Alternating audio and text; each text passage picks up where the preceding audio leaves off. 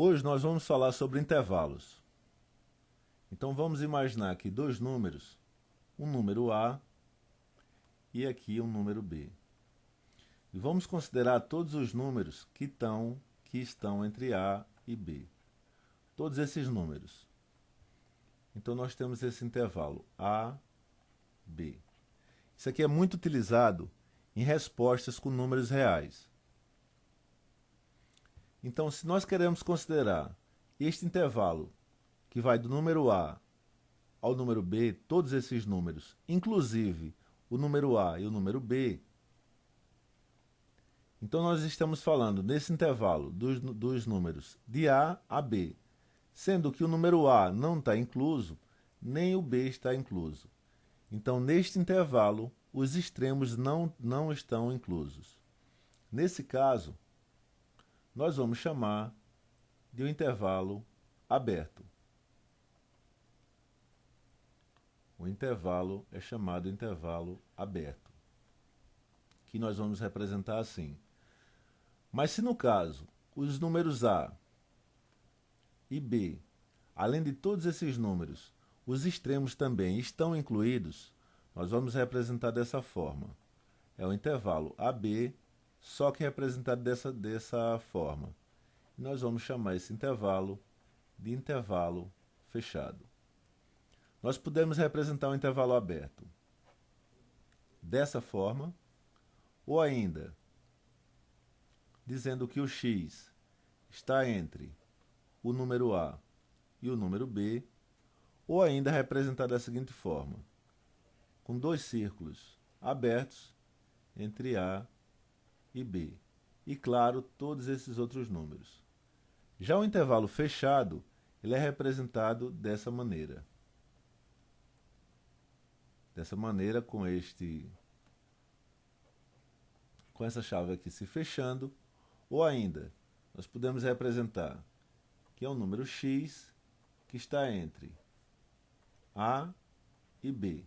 Só que no caso, ele vai ser também igual a A e igual a B.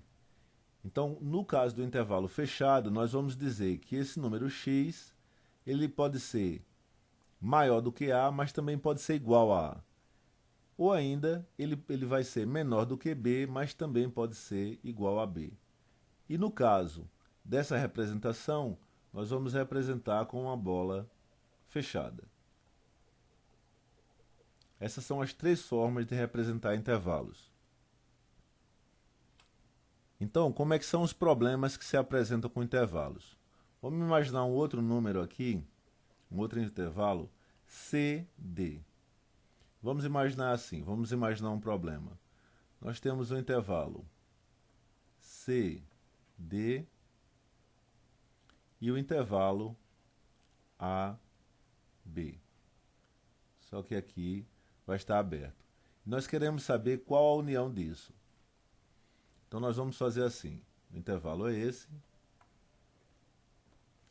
Então nós vamos fazer assim. Como nós queremos a união, nós vamos passar uma linha aqui e uma outra linha aqui.